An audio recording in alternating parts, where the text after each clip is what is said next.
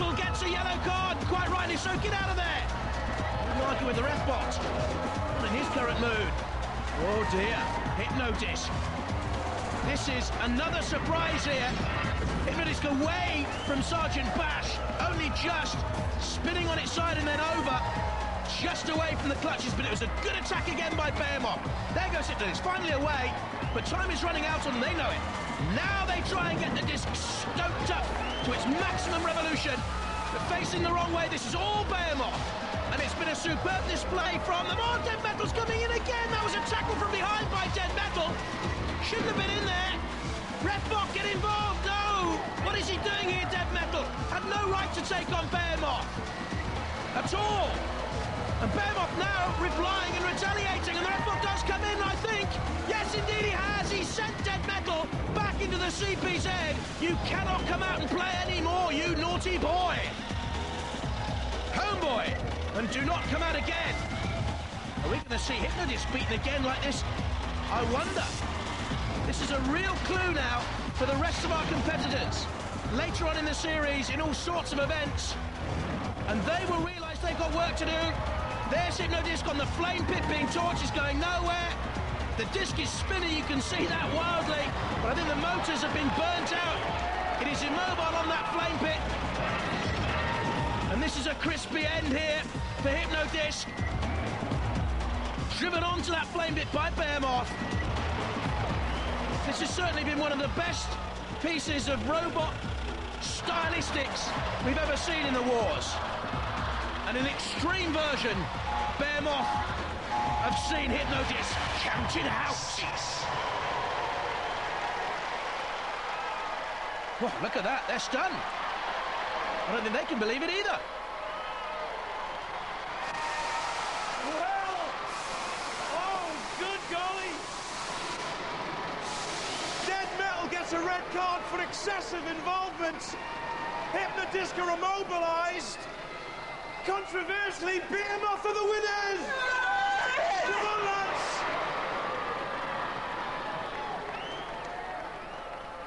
What do you think of that, then?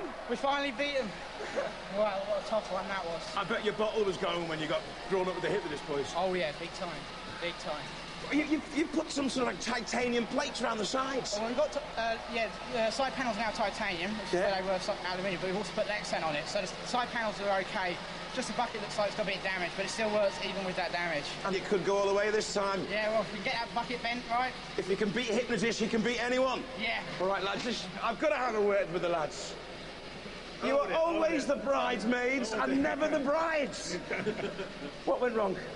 I think one of the tyres has actually come off and it's jammed on the inside of the rim. I thought the disc was going to stop working. Yeah, I thought we were going to lose the disc there, but no, it kept going, but once you'd lost motion on the tyres, that was it. We were finished. Commiserations, lads. Yeah. Commiserations. Behemoth job, they did a good job. Behemoth did do a good job. Let's hear it for Behemoth!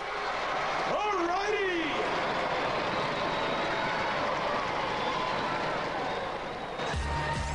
So we're halfway through our all-star first round heats, and the 4 quarter-finalists so far: Chaos 2, Wheelie Big Cheese, Firestorm, and the hugely impressive Behemoth. Shock, horror, Hypnodisc.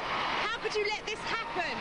Well, we tried our best. I mean, Behemoth put up a good fight. They didn't really do much damage to us, but what actually stopped us in the end was this wheel here is jammed up for some reason. The self-right arm worked fantastic. They flipped us over. That tipped us back up right. We were really pleased with that. They put up a good fight, didn't they? They did, yeah. It was aimed with their bucket. We hit them a number of times. It was still working, so they deserved the win. We just kept driving straight into him. Just charged for him. You were relentless, weren't you? Well, I did say earlier that it's indestructible, proving my word. Exactly. Well done, Behemoth. So, the reason we're all here tonight, our international inferno. There's 4 teams from around the world fighting, and boy, are they fired up. Hi, we're Team Voltage and our roboter is Flensburger Power. We're going to the International Inferno and fight against USA, Great Britain and the Netherlands. And we're going to do some big damage. Well, hello, we're Team Baffle, BAFL, and this is our robot Maximal. As you see, our robot looks very good, so we don't want any other robots to damage our robot. We would like to call for all other Roboteers, do not damage our robot, drive straight for the pit, do not touch us.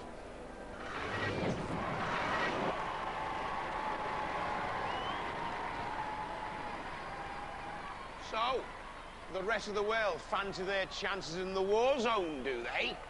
Well, we shall see. Because when it comes to robots, Britain's got the cream of the crop. And to prove it, here's how we do it. Right here, right now, mayhem style.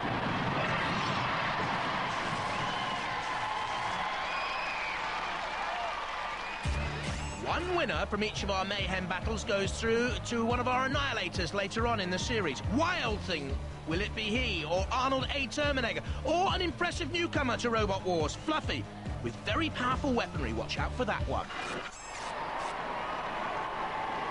From High Wycombe in Buckinghamshire, Arnold Terminator.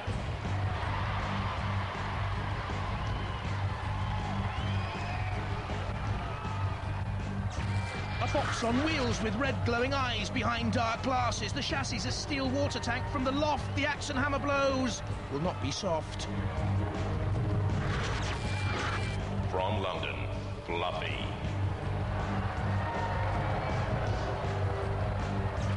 The lightest in this mayhem, the slowest too, but the polycarbonate armour is 16mm thick and the weapon is like a double-edged spinning axe. This is no fluffy toy here. From Ash in Hampshire, Wild Thing.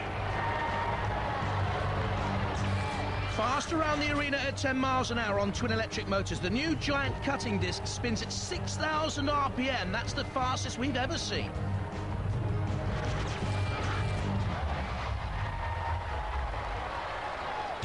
And our two house robots thrown in. The fiery tempered Sergeant Bash. The flame will burn. The pincers will twist and turn. And Sir Kill-A-Lot with the lance and those formidable crushing hydraulic jaws. Roboteers, stand by. Peter Holroyd, the captain of Fluffy. 3. The Wild Thing and Arnold Terminator teams in together. Immediately, it's Wild Thing who goes onto the attack. That's Arnold Terminator at the bottom. That's Fluffy getting away from trouble. Now coming on the attack of the Wild Thing and the Addams family. There's Terminator with the flashing eyes, but look at that circular weapon of Wild Thing. It's a new addition here. Down comes the Terminator blade, but no damage really sustained. And Wild Thing locked together there with Fluffy at this moment in time. Peter Holroyd, the captain of Fluffy. And Fluffy is driven onto the arena angle grinder, and in comes Arnold Terminator with its smashing and crashing axe and hammer blows onto the chassis of Fluffy. I don't think it's actually causing much damage, is it? And it's knocked over. Arnold goes over, pushed by the Wild Thing. It's like a great pendulum weapon, backwards and forwards. Is it really controlled aggression, though? By Ian English, wife Steph, daughter Holly. Terminator on the attack again on Wild Thing. To be honest, that circular blade has not been as effective as we thought it might have been. That's nudged the pitch of doom button, the release button. Oh, Terminator very, very close. Meanwhile, I think Fluffy has been immobilised down in the pit. That's where they want Fluffy or Terminator or Wild Thing to go. They're not fussy, let's be honest. There's Fluffy. Well, what was Fluffy? Kill-A-Lot in for a gruesome ending, I'm sure.